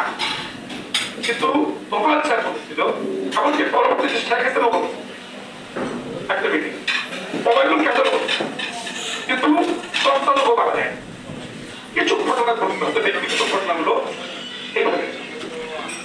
আসলে আমরা হিরো হয়ে এই অনুষ্ঠানে আসছি, ওগুলোর কথা বলার নির্দিষ্ট হবে না, কিন্তু আমি বলবো হিরো হয়ে ছাত্ররা আজকে যে ঘটনা দেখালো এরা 90 দেখেছে, এরা স্বাধীনতা যুদ্ধের সময় কিন্তু দেখেছে। কিন্তু আমার দুশ্চিন্তা এই বিপ্লবটা বেহাত হয়ে যাবে, এটা আমি দুশ্চিন্তা করব। ছাত্রদের কলেজে ফেরত যেতে হবে, আবার যখন আমাদের সময় হবে তখন এই ছেলেগুলোকে আমরা বারবার পাবো। আমি ব্যক্তিগত ভাবে খুবই দুঃসংবাদ করতেছিলাম যেই ছেলেটার বয়স 2009 সালে যখন ক্ষমতায় আসে, যার বয়স ছিল 7 বছর 8 বছর, 15 বছরের এই ছেলেটা 15 বছর যার ক্ষমতায় আছে, তাহলে 15 সাথে 22 বছর। এই 22 বছরের ছেলেরা কিন্তু এই ভারত মাতা এগুলো তারা কিন্তু কিচ্ছু শোনে, কি শুনছে তারা? কিচ্ছু শোনে না। শোনার পরও তাদের ভেতরের যে তাগিদ, অন্তরের অন্তঃস্থলের যে তাগিদ, তাদের যে দেশ প্রেম, মজ্জাগত জীবনগত ভাবে সেই দেশ সামনে আজকে একটা ছাত্র বেতন, আমি জানি না এই বেতনটাকে ছাত্ররা কতক্ষণ ধরে রাখতে পারে। প্রিয় ভাইরা, আমি হিন্দু ভাইদের বলবো, আওয়ামী লীগের দালাল বরাবর থাকে, এটা নিয়ে তো কোনো বিষয় না। আওয়ামী লীগ এমন একটা রাজনৈতিক অপশক্তি, সেই অপশক্তির কথা আমরা বাস্তবতা করে যাবো। 4টা পত্রিকা ছাড়া সকল পত্রিকা তারা বন্ধ করছি, কথা বলার যেত না। আমি নিজেও একটা পত্রিকায় কিছুদিন কাজ করেছি, আমার খেয়াল আছে, আমি ঢাকা বিশ্ববিদ্যালয়ে ছাত্র ছিলাম। তো এখানে হঠাৎ করে আসলো একটা ওই টেলিপ্রিন্টারে এগুলা, হঠাৎ করে আসলো যে রাশিয়ার কনসুলেটর চট্টগ্রামে বলতেছে যে স্বাধীনতা যুদ্ধে রাশিয়া হাত করছে আমেরিকা করে। হঠাৎ করে মালিক এসে বলছে, আমি হঠাৎ করে মালিক এসে বলছে আল্লাহ মেয়ে কথা যে ভাই যাবেন কেন এই কথা বলতে হবে। প্রকৃত যারা সাংবাদিক কিন্তু ভাই তাদের তো কোনো বন্ধু থাকে, প্রকৃত সাংবাদিকের বন্ধু থাকে, এদের বন্ধু থাকে না অন্য কারণ। আর পুলিশ কোনো বন্ধু থাকে না, পুলিশ দিয়ে থাকে। তো আওয়ামী লীগ একটা অপশক্তি আমাদের কখনো কোনদিন স্বাধীনতাকে বিশ্বাস করে। একজন বলতে পারবেন ইন্ডিয়ার অনেক অপকর্মগুলো চলছে, সীমান্তে বাকির মতো গুলি করে ফেরানির মতো একটা মেয়ে, একটা কিশোরী তার চুলগুলো অর্থাৎ আওয়ামী লীগকে কখনো শোনেননি যে তারা ভারতীয় সম্প্রসারণবাদী শক্তির বিরুদ্ধে সামান্য কথা এটা বলেন। একটি কথা বলে আমি আমার বক্তব্য শেষ করি। কয়েকদিন আগে সেখানে সাথে গেছিল না ইন্ডিয়াতে MOU করেছে, মেমোরেন্ডাম অফ আন্ডারস্ট্যান্ডিং। এটা কি বলেছিল 861 কিলোমিটার না তারা ইয়ে থেকে পশ্চিমবঙ্গ থেকে আমাদের বুক ছিঁড়ে নিয়ে যাবে আসামে। কারণ আপনারা জানেন যে চিকেন নেক মানে মুরগির গলা, এই চিকেন নেকের জায়গাটা কোনোদিন যদি চীন দখলে নেয়, এই মাত্র 22 কিলোমিটার, মাত্র 22 মাইল 40 কিলোমিটার, এই রাস্তাটা যদি কোনোদিন চীন দখল করে নেয় তাহলে এদিকে 7টা রাজ্য বিচ্ছিন্ন, এই বিচ্ছিন্ন হয়ে যাবে বলে ইন্ডিয়ান যারা সামরিক বিদ তারা কিন্তু এই 161 কিলোমিটার রাস্তা কিভাবে নেবে তারা এসেছে। আবু সালেমের একটা লেখা অনেক রাজশাহী বিশ্ববিদ্যালয়ের ইতিহাস বিভাগে বিচারছি। ডক্টর আবু সালেম বলছেন ইকতালির পক্ষে পেয়েছি 1197 থেকে 1209 সাল পর্যন্ত কিন্তু ক্ষমতায় ছিলেন। 1197 থেকে 1209 সাল এর মধ্য থেকে একজন ব্যবসায়ী বলেছে আপনি যদি চীনের ওই বাজারটা দখল করতে পারেন, ঘোড়ার বাজার, তাহলে সুলতান ঘোড়া, সুলতান কৃষকের ছেলে নিয়ে আপনি আফগানিস্তান, তাজিকিস্তান, কিরগিজস্তান এগুলো দখল করতে পারেন। এই 41 প্রক্রিয়া থেকে উনি কিন্তু এই যে দিনাজপুরের মুখ ছিঁড়ে এই যে কামাখ্যা একটা রাজ্য আছে না, এখন রাজ্য না এটা একটা জেলা, সেই জেলার উপর দিয়ে একজন হিন্দুরা যান 10 শতাংশ শিকার করে মুসলমান 11 নম্বর থেকে ব্রিজ পার আর ওখানে হামলা করেছেন। কে? ইত্যাদি বক্তব্য হামলা করার পরে প্রচন্ড মার খান। এই মার খেয়ে উনি ব্যাক হওয়ার পরে উনি কিন্তু ঘোড়াঘাটে মারা গেছেন। আপনারা কি জানেন? আমার ছাত্র ভাইয়েরা জানে যে ঘোড়াঘাট বাংলাদেশের রাজধানী ছিল? তোমরা জানো? আজ থেকে 400 সালে এখন একটা সুরাবর্তী মসজিদ ওখানে। এই ঘোড়াঘাট রাস্তায় তখন বিহার, উড়িষ্যা, বাংলা, সুদূর মিরাট পর্যন্ত, এই মিরাট পর্যন্ত 3টা ভাগ, একটা ভাগের দুবাদা বা দুবা ছিল এই ঘোড়াঘাট, অর্থাৎ ঘোড়াঘাটের রাস্তায়। এই ঘোড়াঘাট রাস্তাতে ইটের লোকদের বুঝি ব্যর্থ হয়, কারণ ওই যে খরস্রোতা নদীটা 11 গম্বুজের যখন পার হয়ে গেছিল তখন ওই হিন্দু রাজা ওই ব্রিজটা কিন্তু ভেঙে দিয়েছে। ভাঙার কারণে উনি ঘোড়ার গলা ধরে পুরোরকম করে 600-700 সেনা নিয়ে উনি পার হতে পেরেছিলেন। বাকিটা কিন্তু সবাই মারা গেছে। উনি ব্যর্থ হয়, এই ঘোড়াঘাটে মারা যায় এবং ঘোড়াঘাটে মারা যাওয়ার পরে লাশটা নিয়ে যাচ্ছিল দিল্লিতে যাওয়ার পথে পছন্দ করার পরে দেবকোট নামে একটা জায়গা আছে পশ্চিমবঙ্গে। এই দেবকোটে কিন্তু ইত্যাদি বক্তব্য এসেছে সমাধি আছে। এখনো একটা আখ্যান আছে, উপাখ্যান। দেবকোটে কিন্তু কেউ চৌকিতে ঘুমাইতে পারে না। আমার কথা বুঝতে পারছি? খাটে ঘুমাতে পারে। ওখানে যদি কেউ ঘুমায় ওই খাট থেকে নামায় দেয়, খাট থেকে নামায় দেয়। এটা একটা হাস্যকর প্রিয় ভাই, আজকে অল্পের জন্য আমার ছাত্ররা, আমাদের সন্তানরা গোটা জাতিকে সমস্যা কিভাবে জানি যায়, তবে আমার তো তারা বাঁচিয়ে দিয়েছে। কেন বাঁচিয়ে দিয়েছে? এই সাহিত্য আমাদের MOU করেছে, মানে মেমোরেন্ডাম অফ আন্ডারস্ট্যান্ডিং। এটা 5 চিঠি বলে, 5 চিঠি। বাবা যদি মেয়েকে দেখতে যায় তবে এটা আইন দিতে না পরে মেয়েটা হতো রাজি হয়, মেয়েটা আইন দিতে পারে ওর মাকে বলছে যে এই বিয়ে করবো। দিস ইজ ইয়ে নয়, মত নয়, 5 চিঠি। এই 5 চিঠি কিন্তু অনেক আছে আমাদের সীমান্ত নিয়ে, আমাদের নদী নিয়ে, আমাদের তিস্তা নিয়ে, আমাদের রেল নিয়ে, আমাদের যে সমুদ্র তট, এই সমুদ্র তট তারা বিশেষ একটা যন্ত্র তারা সেখানে স্থাপন করেছে। আমাদের কত নটিক্যাল মাইল দূরে আমাদের এই জাহাজ আছে, আমরা আমাদের 30 সাল পর্যন্ত কল করেছি, নো আইডিয়া, কিন্তু সবকিছু ওরা জানতে পারে। ইন্ডিয়ান শেখ হাসিনার মনের একটা ইচ্ছা ছিল, আমার বাপ মারা যাওয়ার পরে কোনো বাঙালি ওখানে যায় গায়ে আগুন ধরে দেখতে করতে পারে। ওনার খুব কষ্ট, এই কষ্টটার জন্য উনি বলতেন আমাকে কিছু করতে যার কারণে সকল সীমা উনি অতিক্রম করেন। আল্লাহ সকল সীমা অতিক্রমকারীকে কখনো পছন্দ করেননি। বদন দিয়েছে, কিভাবে বদন দিয়েছে আপনারা জানেন। আমি ওই যে ছিলাম, আমি দেখেছি যখন একটা প্লেট কেউ নিয়ে উল্টা উল্টো দিকে সবাই বৈঠকের হাতটা দিয়েছে। মানে শেখ হাসিনার ওই গণভবন থেকে সামান্য যদি ফুলের টুকরা নিয়ে আসে তার বিরাট আনন্দের বিষয়। প্রিয় ভাইরা, সহ্য করো না এরকম আর কি।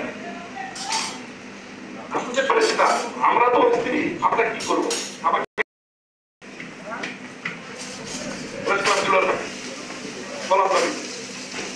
কবে চা খাবেন, কবে চা খাবেন? তো ওরা যে শেখ মুজিবের ছবি উঠে ফেলে চেক করে দিলে, এটা কিন্তু আমি যাই না। আমি কিন্তু গ্রামের মানুষ, আমি গ্রামে বাস, শহরের এত খবর রাখতে পারি। তো বললো, আমি বলতে পারি শেখ মুজিবের ছবিটা কেনা আছে আর আপনি আমাকে খাইতে বলতেছেন, বলছেন না না না ছবি আমরা খেতে। অর্থাৎ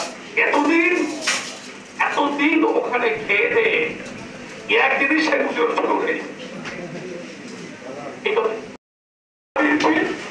এইটুকু বলতে পারি যে ওদের যে জ্বালানি, ওদের যে নষ্টানি, এটা আমি চোখ দিচ্ছি, আমরা দেখেছি। এবং আমি ব্যক্তিগতভাবে সাংবাদিকদের প্রতি তাদের কাছে একটু অন্যরকম একটা সহানুভূতি দিচ্ছি, কারণ আমি গণযোগাযোগ সাংবাদিকতা করি না, কিন্তু সংবাদ পাঠ করি তখন এঙ্গেল দিয়ে করি, মানে কোন এঙ্গেলে কোন ইউজার এইরকম আপনারা কিন্তু সবাই দিবেন না। আপনাদেরকে সংগঠন চিকিৎসা করতে হবে। আমরা জানি আপনারা দিন আমাদেরকে দেখানো থাকবে কোন সাংবাদিক নাই না, শুধু আসে চেক প্রয়োজন। আমরা এই যে মহাপুরুষ তারপরে আমাদের এর উপরে নির্ভর করতে হয়। যদি নিউজ যায় এটা কিছু যাবে না, কিন্তু আমার একটা ভাই বললেন আমাদেরও তো হয়, আমাদের সবাই আজকে আমি খুব চিন্তিত যে আপনাদের প্রভাব শুনতে পারলাম। মানে প্রায় ১,৫০০ লোকের একটা আয়োজন আছে, সেখানে আমাকে বারবার দিচ্ছে আল্লাহ সময় আমরা আবার বুঝতে পারি। আমি স্যারদের কথা শুনতে পারলাম না, আমি আমার ছাত্র ভাইদের কথা শুনতে পারলাম না। তবে আমি মনে করি আবু সাহেব একটা প্রতীক, আবু সাহেবকে আমি লাল যুক্তি, আবু সাহেবের রক্ত পেটা যায় না, ওই যে দায়িত্বের কথা বলি শেষ ঘটনাটা পড়ার পরে বিরঞ্চিত হয়েছে। আমরা চাই যে ৭০ সালের নির্বাচনটা এই একাত্মত ভালো করছিল, সেই ধরনের নির্বাচন মানুষ হয়নি। এটা তো বাস্তবতা নাকি? এই বাস্তবতা না হলে নির্বাচন হোক। এবং একটি কথা না বলে কিন্তু শেষ করতে হবে। আগের দিন খাইছিলাম তো, আগের দিন আমি জানি না ভাই বিজয় সরণিতে এত বড় একটা স্ট্যাচু হচ্ছে শেখ মুজিবের, এটা কিন্তু আমি লক্ষ্য করে দেখি কম টাকায় যাই তো। তা আমি পার্বতীপুরের আমার ভাই থেকে বলছি যে বাবা, রোমানিয়ার প্রেসিডেন্ট জোসেফ সকল মূর্তি ভেঙে দিয়েছে, ১০০ শাসক সাদ্দাম হোসেন তার সকল মূর্তি ভেঙে দিয়েছে। আমি কবে দেখবো শেখ মুজিবের ছবিটা মৃত্যুর আগে যেন আমি চিনতে পারি, বিএনপি ক্ষমতায় যাক, কিন্তু ওইটা যেন ভাঙা দেখতে হবে। আল্লাহর কি হুকুম, ২৪ ঘন্টা পার হয়নি, আমি আসতেছি এয়ারপোর্টের ৭-১০ মিনিট বিমান, আমি বহুত কষ্ট করে একটা ইয়ে পাইছি যেগুলো আপনার নামে আমি কোথায় যাবো থাকবে, আমি বলে আমি এয়ারপোর্টে যাবো। তখন আমাকে চিপে দিচ্ছি আর দুই দিকে দুজন বলি বলছে আপনি আওয়ামী লীগ করেন, আপনি পালাচ্ছেন। তখন আমি বললাম যে হ্যাঁ ভাই আমি বিএনপি করি, আপনার কোনো সমস্যা নেই। বলছে ঠিক তো হইয়া হ্যাঁ, তখন বলছে তার ২০০ টাকা ভাড়া, মানে ওদের মেয়ে মানুষ তো ওদের ২০০ টাকা ভাড়া দিয়ে অবাক বাবা, নিজের ছেলে যেতে হবে না এয়ারপোর্টে, দেখি একদম শেখ মুজিবের মাথার করে একটা লোক বড় দিয়েছে গ্রেন দিয়ে ভেঙে দিয়েছে। এটাই ইতিহাস সব ঘটনা, ইতিহাস তার প্রতি আজকে লজ্জা লাগে। একটাই আমার বসে জয়ের মতো ছেলে বলে সজীব আছেন জয়, বাংলাদেশে যাতে ৩ মাসের মধ্যে নির্বাচন হয় আমি নরেন্দ্র মোদীকে ওনাকে অনুরোধ করছি। এর থেকে লজ্জা না হবে? আমি স্বাধীন দেশের নাগরিক জয়, স্বাধীন দেশের নাগরিক, তুমি বাংলাদেশে ৩ মাসের মধ্যে যদি ভোট হয় সেই জন্য মোদী সাহেবকে সকলকে ধন্যবাদ। আসসালামু আলাইকুম। দুদিন যদি আমাদের সঙ্গে আরো সুযোগ হয় অনেক কথা বলবো, আপনাদের বিশেষ করে ছাত্র ভাইদের সঙ্গে বসা, তাহলে আমি দিয়েছি। আর কিন্তু ভাই আপনার সংগ্রাম চালিয়ে যান, সময় এবং সুযোগ মতো কিভাবে কি করতে হবে আপনি বুঝেন, আপনারা বুঝি সত্য বলার দরকার। সেদিন এই সুযোগটা ইনশাল্লাহ যারা বের থেকে আপনারা পাবেন। আসসালামু আলাইকুম। শহীদকে অবরোধ দেখুন বেগম খালেদা জিন্দাবাদ, বাংলাদেশ জাতীয় অপেক্ষা করছে না, তারেক রহমান আর তাকে দ্রুত দেশে ফিরে আসেন, সেই জন্য দোয়া আছে। আমি আমার বক্তব্য শেষ করি। ধন্যবাদ সকল। আপনাকে আমাকে এই মহৎ অনুষ্ঠানে আসার এবং বসার জন্য তৌফিক দান করলেন, এই জন্য সবাই শুকরিয়া বলি আলহামদুলিল্লাহ। আসলে আজকে আমাদের দেশ আবার নতুন করে স্বাধীন হয়েছে, এটা আমরা বলতে আছি। এই বলাটা যেন আমাদের ঠিক থাকে, সেই জন্য সমাজকে সুন্দরভাবে গড়ার জন্য ছাত্ররা যে রকম রক্ত দিয়ে আমাদেরকে স্বাধীন করে দিল দেশ, আমাদের 17 বছর ধরে আমরা কোনো কথা বলতে পারিনি, কোনো মত প্রকাশ করতে পারিনি, যেখানে গেছি সেখানে বাধাগ্রস্ত হয়েছি। এই বাধাগ্রস্ত থাকে, আমরা যেন আর কোনোদিন এরকম বাধাগ্রস্ত না হই, এই জন্য আপনাদের সবার কাজ করতে হবে। ছাত্ররা যেভাবে কাজ করছে, সমাজের সকল মানুষকেই কাজ করতে হবে, সকল দলের মানুষকেও কাজ করতে হবে। এজন্য আপনাকে আমাকে সবাইকে সজাগ থাকতে হবে। আজকে ওনারা আমাদেরকে ডাকছেন যে এই যে হিরু ভাইয়ের নেতৃত্বে ওনারা একটি আবদার করছেন। সেই আবদারটা এরকম যে ওনারা ওই প্রেস ক্লাবে ঢুকতে পারে না, ওনাদেরকে বাহির করে দেওয়া হয়েছে। এখন একটি সময় আসছে, আমরা আকার ইঙ্গিতে না বলে যে সময়টা আসছে মক্রম সময়টা, এই সময়টাকে কাজে লাগা দরকার, নাকি বলেন? এই কাজে লাগা দরকার।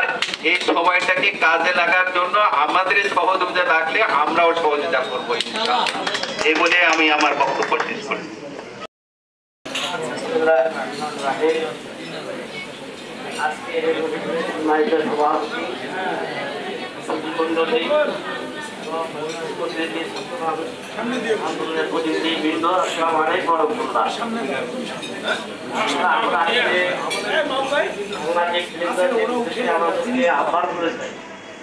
আমরা সব কথাই বললাম। আজকে আমি যে বিষয়টা করতে চাই, যে রক্তের বিনিময়ে আমাদের বিজয় হয়েছে, এই বিজয়কে আমাদেরকে ধরে রাখতে হবে।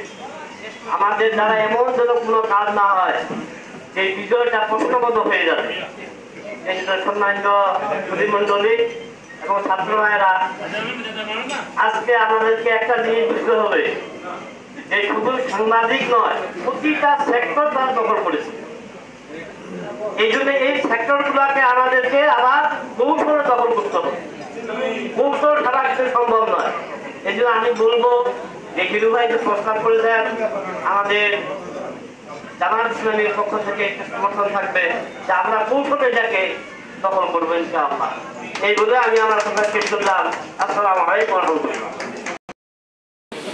আজকে আয়োজিত মতপথ বিনিময় সবাইকে শুভেচ্ছা জানাচ্ছি। বিশেষ করে আমাদের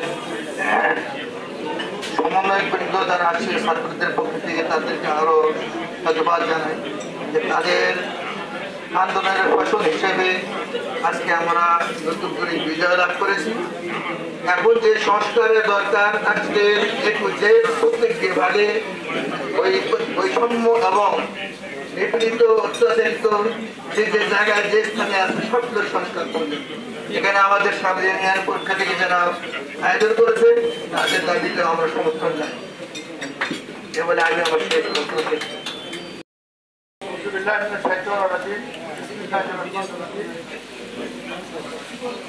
আজকের এই মত বিনিময় সভার সম্মানিত সভাপতি, উপস্থিত রাজনৈতিক দলের নেতৃবৃন্দ, সাংবাদিক বন্ধুগণ, পশ্চিমবঙ্গের ছাত্র আন্দোলনের ছাত্র বন্ধুরা এবং এখানে বিশিষ্ট শিক্ষক, শিক্ষাবিদ এবং সুধীমণ্ডলী, আসসালামু আলাইকুম ওয়া রাহমাতুল্লাহি ওয়া বারাকাতুহু। মুসলিম ভাইদের প্রতি আন্তরিক অভিনন্দন এবং আদাব। সম্মানিত ভাইরা, আজকে আমরা যে মত বিনিময় সবাই এখানে উপস্থিত হয়েছি, তার শুরুতে আমি আজকে স্মরণ করছি সেই সমস্ত ভাইদের কথা। আজকের এই বৈষম্য বিরোধী ছাত্র আন্দোলনে, এই আন্দোলনে যারা শাহাদাত বরণ করছেন সেই সমস্ত শহীদ ভাইদের বিশেষ মাত্রার কামনা করছি এবং সেই সমস্ত ভাইদের প্রতি সমবেদনা এবং দোয়া কামনা করছি। এই আন্দোলনে যারা আহত এবং পঙ্গুত্ব বরণ করছেন এবং এখনো যারা মৃত্যুর সাথে পাঞ্জা লড়ছেন, তাদের জন্য দোয়া করছে আল্লাহ তাআলা যেন তাদেরকে অতি দ্রুত সুস্থতা দান করেন। সম্মানিত ভাইরা, আজকে আমরা গর্ববোধ করি এবং আমি আজকে সাধুবাদ জানাই, অভিনন্দন জানাই যে বৈষম্য বিরোধী ছাত্র আন্দোলনের আজকে দিনাজপুরের সমন্বয় ভাইদেরকে, যে আজকে তাদের আন্তরিক চেষ্টায় এবং প্রচেষ্টায় আজকে 16 বছরের স্বৈর শাসকের যে আজকে উত্থান এবং পতন হয়েছে, এই বৈষম্য বিরোধী ছাত্র আন্দোলনের এই ভাইদেরকে আমি আবারও সাধুবাদ এবং আন্তরিক অভিনন্দন জানাই যে আজকে যে বুদ্ধিমত্তা দিয়ে, যে প্রজ্ঞা দিয়ে, যে কৌশলে আজকে তারা এই আন্দোলনকে সফল করে ফ্যাসিস্ট স্বৈরাচারী সরকারকে তারা পতন ঘটিয়ে শুধু বাংলাদেশের জন্য ইতিহাস তৈরি করে নাই, সারা পৃথিবীতে তারা একটা জ্যোতির্বিহীন ইতিহাস তৈরি করেছে। আজকে সারা পৃথিবীতে অনেক স্বৈরাচারের পতন হয়েছে, অনেক সরকারের পতন হয়েছে, কিন্তু আমরা যদি লক্ষ্য করি তাহলে অতীতের সকল আন্দোলন এবং সকল বিপ্লবকে আজকে অতিক্রম করে আজকে 2024-এ বাংলাদেশের এই ফ্যাসিস্ট হাসিনা সরকারের পতন সারা পৃথিবীতে একটি নজির এবং ইতিহাস হয়ে থাকে। সম্মানিত ভাইরা, অনেক রাত হয়েছে, আমি শুধু এতটুকু বলতে চাই যে আজকে আমরা অধিকার বঞ্চিত, শুধু সাংবাদিক বন্ধুরা না, আজকে 16 বছরে আজকে প্রতিটি নাগরিক তার মৌলিক এবং মানবীয় অধিকার থেকে আজকে তারা বঞ্চিত হয়েছিল, তার অধিকার থেকে বঞ্চিত হয়েছিল, আইনের শাসন থেকে আমরা বঞ্চিত হয়েছিলাম, ন্যায় বিচার থেকে আজকে আমরা বঞ্চিত হয়েছিলাম, আমরা আমাদের কথা বলার স্বাধীনতা থেকে আজকে আমরা বঞ্চিত হয়েছিলাম। তাহলে আজকে এই বঞ্চিত মানুষগুলো সকলেই আজকে আমরা বলে নির্যাতিত এবং নিষ্পেষিত হয়েছিলাম। সম্মানিত ভাইরা, আজকে আমি বলবো যে অধিকার আদায় করে নিতে হবে, অধিকার কেউ দিবে না। এই জন্য আজকে বঞ্চিত এবং নির্যাতিত সাংবাদিক ভাইদেরকে, এখানে অনেক সাংবাদিক ভাই আজকে মামলা খেয়েছেন, অনেক হামলা শিকার হয়েছেন, অনেকে নির্যাতন হয়েছেন, অনেক ভাইরা আজকে জেল ফেলেছেন, অনেকের মামলা আমি আজকে পরিচালনা করেছি অনেক সাংবাদিক ভাইদের জন্য। আজকে দুঃখিত লজ্জিত হয়, আমি একজন আইনজীবী হওয়ার পর আমাকে 1 বছর জেল থাকতে হয়েছে এই সরকারের এই রসায়নে করে আজকে মিথ্যা মামলা দিয়ে। আমার মতো আজকে অনেক আলেম, অনেক শিক্ষা, আইনজীবী, চিকিৎসক, সাংবাদিক সকল শ্রেণীর পেশার মানুষকে আজকে আইনের আওতায় নিয়েছে, তারা আজকে নির্যাতন এবং নিষ্পেষণ করে আজকে একদলীয় শাসন কায়েম করেছিল। সম্মানিত ভাইরা, এই ফ্যাসিস্ট যে আওয়ামী সরকারের এই দাবা নাম থেকে আজকে ফ্যাসিস্ট এই সরকারের স্বৈরাচারী আচরণ থেকে জাতি আজকে মুক্তি পেয়েছে, আজকে আমরা স্বাধীনতা অর্জন করছি, আজকে এইটা আমরা আজকে স্বাধীনতা অর্জন করছি, এটা আমাদের দায়িত্ব। এই দায়িত্ব অর্জন করার সাথে সাথে আজকে আমাদের প্রতিটি ভাইকে আমি অনুরোধ করবো, স্বাধীনতা অর্জন করা যত সহজ, স্বাধীনতা রক্ষা করা তার চেয়ে বেশি কঠিন। আজকে আমরা গণতন্ত্রের মুক্তি পেয়েছি, আজকে আমরা যেন সত্যিকার ভাবে এই স্বাধীনতাকে প্রতিষ্ঠা করতে পারি, এই স্বাধীনতার স্বাদ যেন আমরা অর্জন করতে পারি। এখনো কইলে ষড়যন্ত্র বন্ধ হয় নাই, এখনো কইলে ষড়যন্ত্র চলছে। আমরা আজকে এখান থেকে ধিক্কার জানাতে চাই যারা এই ষড়যন্ত্রের কলকাঠি নাড়ছেন, আজকে বাংলার মাটি থেকে বিতাড়িত হয়ে পলায়ন করে আজকে ভারতের মাটিতে বসে শেখ হাসিনা তার পুত্র জয় আজকে বাংলাদেশকে নিয়ে ষড়যন্ত্র হোলি খেলায় তারা মেতে উঠেছে, ঠিক না ভাইরা? আমরা আজকে বলতে চাই, আমার বৈষম্যবিরোধী ছাত্র ভাইরা বলেছেন যে আমরা যে দাঁত ভাঙ্গা জবাব দিয়ে স্বৈরাচারী হাসিনার পতন ঘটেছে, আবার যদি কোনো স্বৈরাচার, আবার যদি কোনো ষড়যন্ত্রের চাল ফেলে তাহলে তার পতন আরো কঠিন হবে।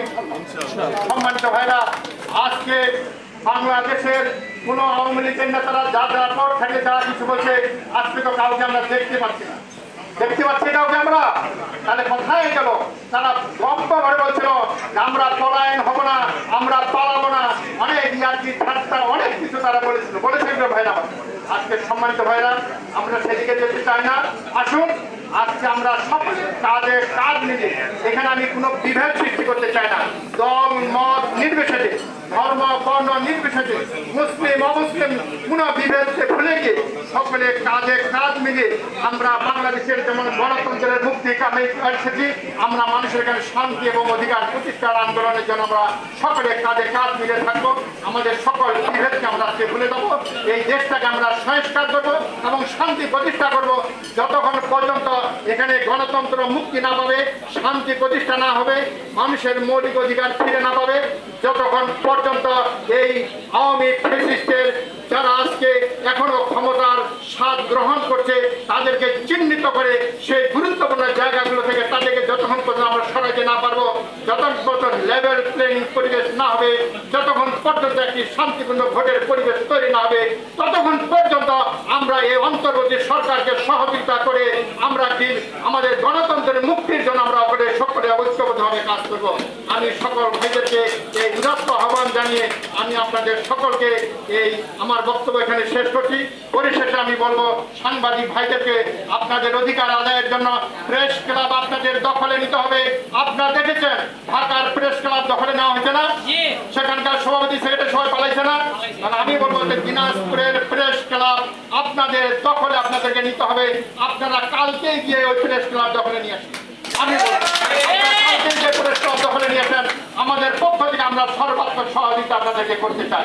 আমরা আজকে তারা যেমন 16টি বছর আমাদেরকে কোথাও স্পেস দেয় নাই, কোথাও আমাদেরকে তারা বাড়াইতে জানি দিছে নাকি? তাহলে আমরা তাদেরকে তাদের নারী ভুটি পর্যন্ত আমরা উৎখাত করে দিতে চাই, তাদেরকে কোথাও আমরা স্থান দিতে চাই, ঠিক কিনা ভাইরা? আমরা সত্যিকার ভাবে গণতন্ত্র প্রতিষ্ঠার জন্য আন্দোলন করেছি, আমরা শহীদ হয়েছে আমাদের ভাইরা, তারা দেখিয়ে দিয়েছে আমাদেরকে রাস্তা। আগামী দিনে এই রাস্তায় আমরা সকলে এগিয়ে যাবো। আমার বৈষম্য বিরোধী ছাত্র ভাইরা ঘোষণা দিয়েছে, আমরা সকল ন্যায়ের পথে আছি, আমরা অন্যায় দেখতে চাই না, সুদ ঘুষ দুর্নীতি আমরা দূর করতে চাই, ঠিক কিনা ভাইরা? আমাদের ছাত্র ভাইদেরকে তারা আমাদেরকে রাস্তা দেখিয়েছে, পথ দেখিয়েছে, তাদের পথে আমরা যদি এগিয়ে যাই দেশ এগিয়ে যাবে ইনশাআল্লাহ, জনগণের আকাঙ্ক্ষা পূরণ হবে ইনশাআল্লাহ। আসসালামু আলাইকুম ওয়া রাহমাতুল্লাহি ওয়া বারাকাতুহু। আসসালামু আলাইকুম, ধন্যবাদ সবাইকে। হাসান শুধু সমাবেশ ও মতবিনিময় বৈষম্য বিরোধী সাংবাদিক ও সাংবাদিক ইউনিয়ন বৃন্দ, আসসালামু আলাইকুম। আজকে আমরা সবাই এক জায়গায় হয়েছি, আলহামদুলিল্লাহ। এটাতে আমাদের মনে মতবিনিময় করে আমার মনে কি কথা ছিল আজকে আমাদের দিনাজপুর সাংবাদিক ইউনিয়নের ভাইরা আমাদেরকে যে জন্য এখানে ডেকেছে, আমরা বিগত দিনেও আমাদের আমরা ওই সাংবাদিকগুলোকে আমাদের কাছে কিন্তু পাইনি। এই ভাইদেরকে মোকারম ভাই আছে, মোকারম ভাইকে ডাকলেও কিন্তু আমরা পাইতাম। তো আমরা চাই সবসময় সাংবাদিকদের সঙ্গে আমরা থাকবো, সাংবাদিকরা আমাদের বন্ধু হয়ে থাকবে। আমরা যা কিছু করি না এখানে আমাদের প্রচার প্রচারণাগুলো এই ভাইয়েরা করবে, আমরা এইটুকু আশা করি।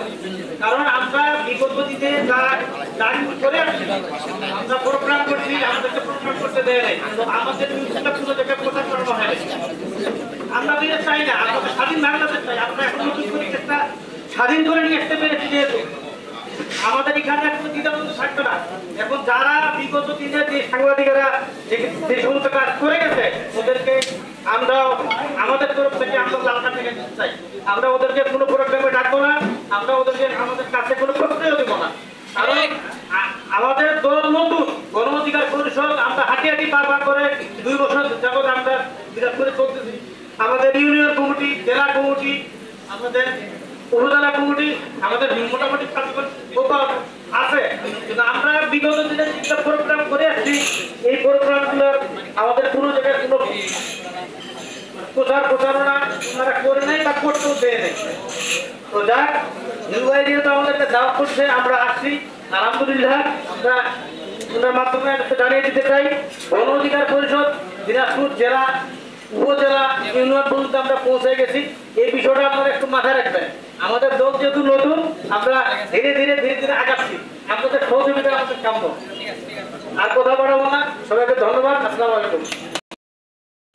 পক্ষ থেকে আন্তরিক ধন্যবাদ জানাচ্ছি। পাশাপাশি প্রতিটি উপজেলায় আমাদের সাংবাদিক আছে, আপনাদের কোনো কিছু নিউজ করতে হলে আমাকে জানালে আমি তাদের জানিয়ে দেবো, তাদের সাথে আপনারা যোগাযোগ করবেন। আর আমি প্রথমে বলেছি যে আমি সাংবাদিকতা করি প্রায় 45 বছর থেকে।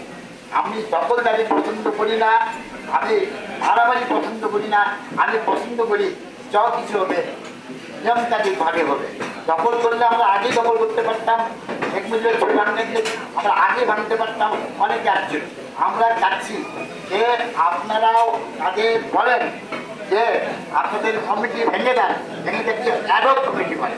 সেই অ্যাডহক কমিটির মাধ্যমে যারা প্রকৃত সাংবাদিক তাদের নেন, তারপরে অটোমেটিক ধীরে ধীরে ওরা পথ ছাড়বে।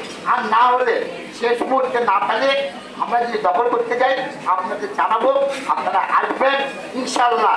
আমি এখন হাটের রুগী এবং আমি অসুস্থ, কিন্তু আমি আপনাদের কথা দিচ্ছি সবার আগে আমি থাকবো, তাহলে আপনারা আমার সাথে থাকবেন। দখল করবোই, কিন্তু আমি চাচ্ছি নিয়মতান্ত্রিকভাবে আমরা যেতে। ওরা যদি আমাদের কোনো কথা না শুনে তখন তো আমরা বাদ করবো, তখন তো আমাদেরকে দখলদার করতে পারবে না। এই জন্য আপনাদের সাথে মত বিনিময় করলাম।